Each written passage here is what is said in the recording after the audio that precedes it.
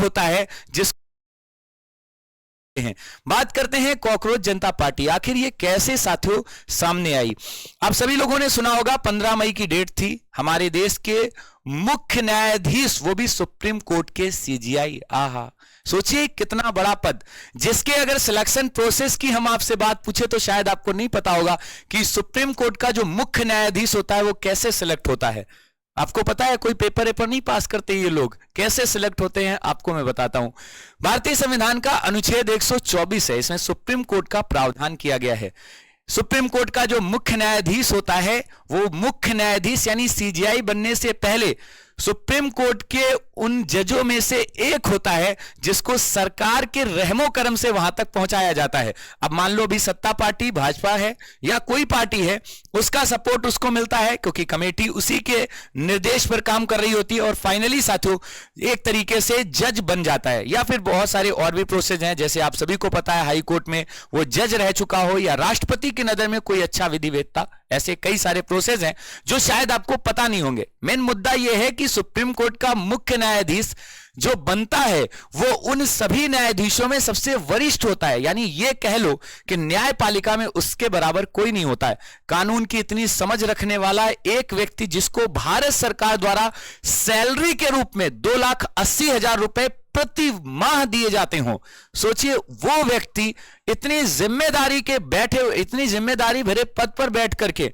वो कहता है भारत के युवाओं के पास टैलेंट नहीं है, ये बीटेक करते हैं तो फर्जी कर लेते हैं, इन्होंने ग्रेजुएशन कर रखा है, इनके पास कोई टैलेंट नहीं है।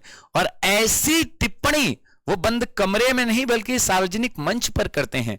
भारत के युवाओं में आप सभी लोग जानते हैं इस बात को लेकर काफी रोष है, दुख है कि जिस व्यवस्था से हम सब लोग सबसे ज्यादा उम्मीद करते हैं, आपको भी पता होगा कि ना तो हमारी सरकारें उतना सक्रिय रह पाती हमारे मुद्दों को उठाने के लिए, ना तो प्रशासनिक व्यवस्थाओं में हम उतना इन्वॉल्व हो पाते हैं। हम न्यायपालिका का सहारा लेते हैं, वहां पर रिटे डालते हैं, उनसे उम्मीद करते हैं कि वो हमें सही न्याय दिलाएंगे। न्यायपालिका को समझ लीजिए कि आज वैसे तो हमारे लोकतंत्र का एक स्तंभ है, लेकिन आज के समय में यह मानिए कि सरकार को सही आईना दिखाती है, लेकिन वही न्यायपालिका इस तरीके की छोटी छोटी हरकतें, कॉकरोच बोल दे, वो भी हम भारत के युवाओं को, जिस देश को पूरी दुनिया में सोचो युवाओं का देश कहा जाता हो, युवाओं ने इनको बहुत बुरे तरीके से एक तरीके से ट्रोल कर दिया। शायद भारतीय न्यायपालिका में अभी तक इतने विवादित कोई भी सीजीआई नहीं रहे।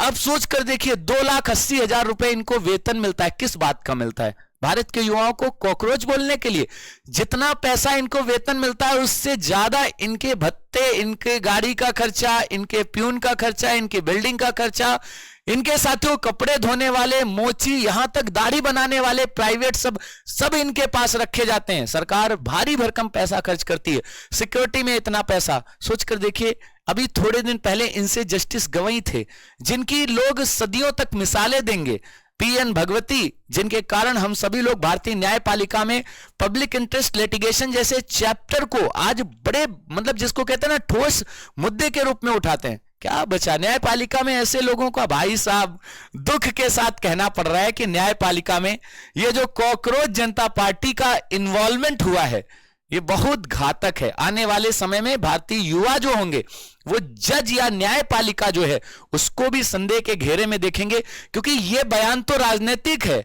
आप सोचिए पार्टियां क्या करती हैं, नौकरी नहीं दोगे तो भाई युवा सवाल करेंगे कि नौकरी नहीं मिल रही, तो क्या करते हैं भाई विधायक, नेता और बाकी हमारे देश के मुख्य नेता, वो कहते हैं नहीं तुम लोग लायक नहीं हो तभी तो नहीं मिल रही नौकरी। होता ना अक्सर, अगर न्यायपालिका ये करे तो बहुत बुरा लगता है। अब बात करते हैं इस जनता पार्टी को लेकर के, भाई शामिल कौन कौन हो रहा है कमेंट में बता दो।